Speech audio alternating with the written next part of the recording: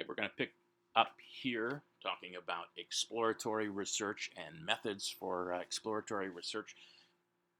Exploratory research means the research area is new.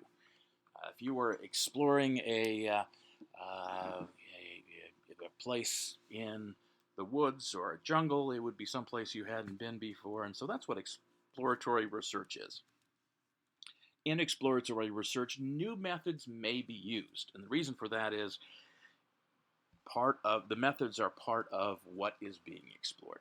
So sometimes that occurs in exploratory. If the method or if the research is new, sometimes new methods are sometimes used.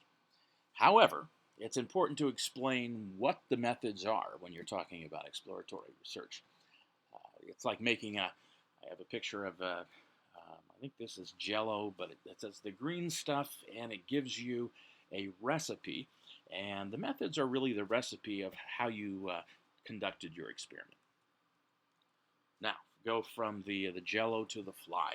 A bit of a contrast, but we're going to look at an experiment, an example of some research that was done quite a while ago. It's possible you've heard about this in a science class before. But here's an example.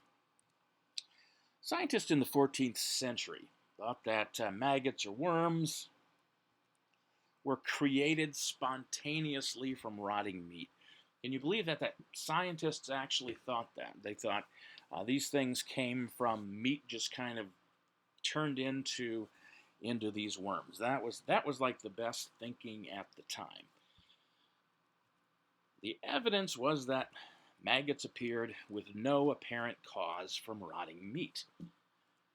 They would see it, and then later they would see those worms in it and think, oh, it must have kind of exploded from the meat. There was a correlation there, and that's the best thinking that they could come up with.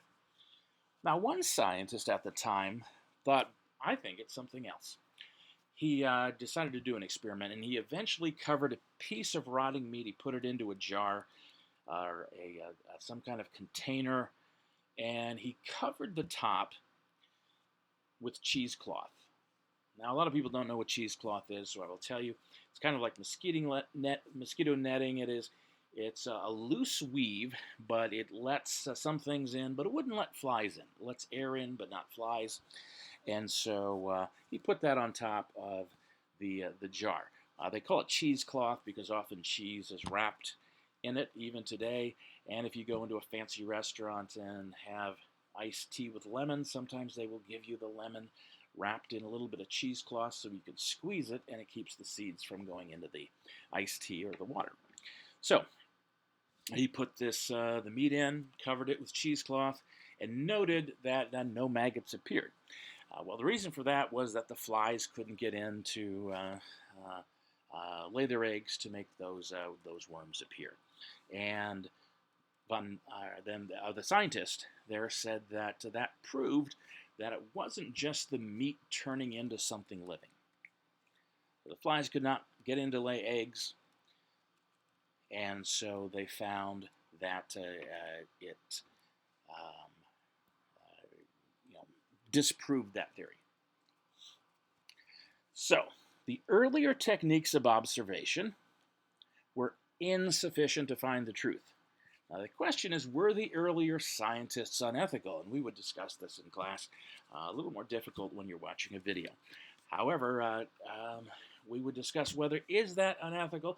Well, actually, no. The scientists were using the best ideas at the time, and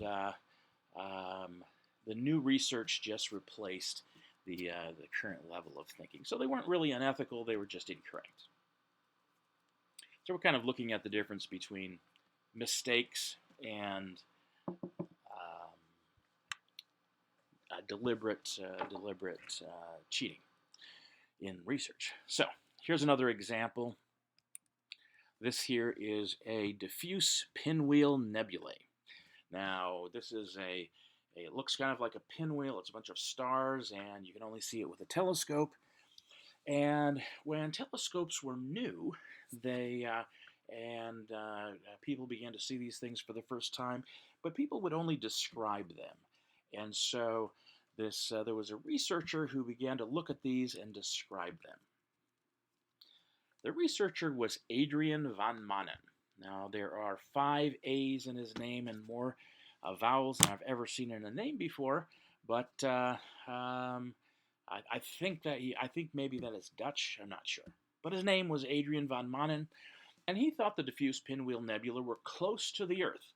And he looked at it and made that research, made those claims, and he actually used some pretty good logic to suggest that they were very close to the Earth.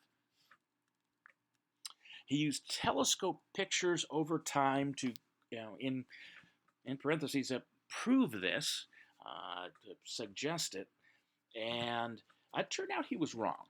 He was using the best research at the time. Photographs and telescopes were new. It turns out he was wrong. Now, another guy came along not too long ago, last century. His name was Edwin Hubble. And Edwin Hubble used a large telescope to disprove the other idea conclusively. Those diffuse pinwheel nebulae were not close to the Earth. They were very far away. Hubble invented a new kind of telescope. Today they sometimes call them Hubble telescopes. And there's a huge Hubble telescope now in space, and it was sent out there never to return, but it sends back information that people that scientists can interpret, and we've learned a lot of things about how the universe works. He actually it's based on his research, and interesting story when that satellite with the rocket rather with that Hubble telescope in it first went up. They found out that they had made a mistake, and the huge mirror was actually a few millimeters off, and everything was fuzzy. And they thought all of these years of research were down the drain. And then some researchers got together. They built an algorithm, and now when they get those pictures back, they use the algorithm to interpret it, and it clears it up and puts it back into focus, and they can still use it. Now, the question about these stories is, was Adrian van Manen unethical? He was taking that telescope. He was making hypotheses. Was Adrian van Manen ethical? And normally we would discuss this. A little bit hard to do that on a video because I can't hear you talking back. But he was not unethical. He was using the best tools that he had, and later science built upon it. In that case, replaced what he had thought. So there's a difference between being mistaken and using the best research available, and actually not starting out to be unethical and deliberately scamming other scientists. That occasionally has happened, but more often we get new research that pushes aside old research. Now, we're going to look at, is scientific knowledge infallible? I'm going to tease you with that. We will get back to that in the next video.